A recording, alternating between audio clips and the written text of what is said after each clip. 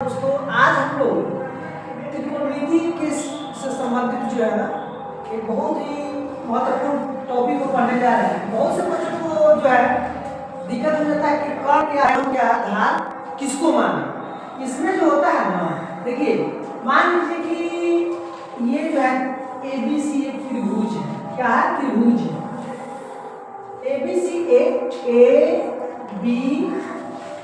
ABC यही एक त्रिभुज है, समकोण त्रिभुज है जिसका कोण B जो है समकोण है।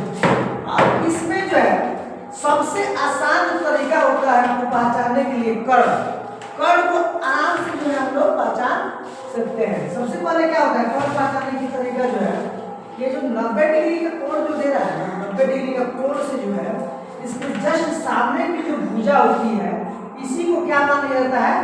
कर्ण मान लिया जाता है। कर्ण समझ में आ रहा है? अब कर्ण जो है कर्ण को x से सूचित किया जाता है, तो h लिख दीजिए।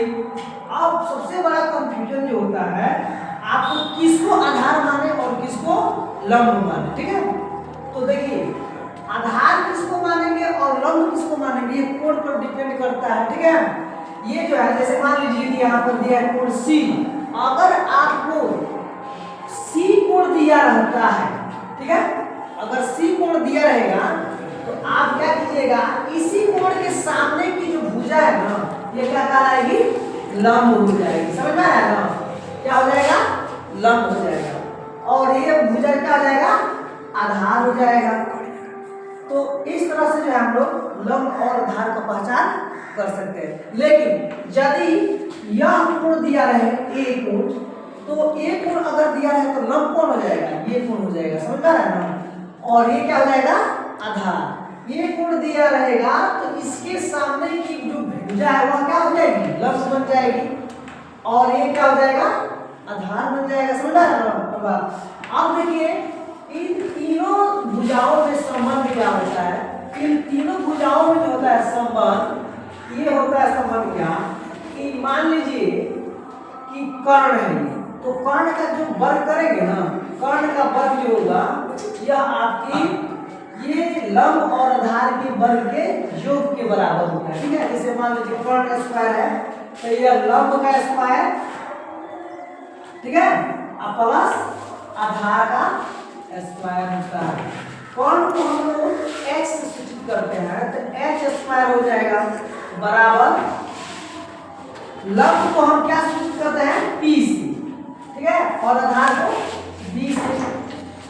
तो लंब को p से सूचित करते हैं तो यहाँ पर लंब का क्या हो जाएगा? p, तो p स्क्वायर हो गया और प्लस आधार में क्या होता है? b, तो b स्क्वायर हो जाएगा। अगर आपसे पता है केवल h यानी कर्ण निकालने के लिए आप क्या कीजिएगा, इसमें से जब स्क्वायर हटता है तो बराबर समीकरण के दूसरे तरफ जो होता है रूट चढ़ जाता है। तो h बराबर अगर सिंगल निकलना होगा ना तो क्या कीजिएगा, रूट अंडर p स्क्वायर जोड़ b स्क्वायर। उसी तरह अगर हमको केवल p निकालना है तो क्या करेंगे, ये p निकालने के लिए तो b इधर घटा जाएगा, h स्क्वायर से घटेगा तो root under h square minus b square. समझ में आएगा?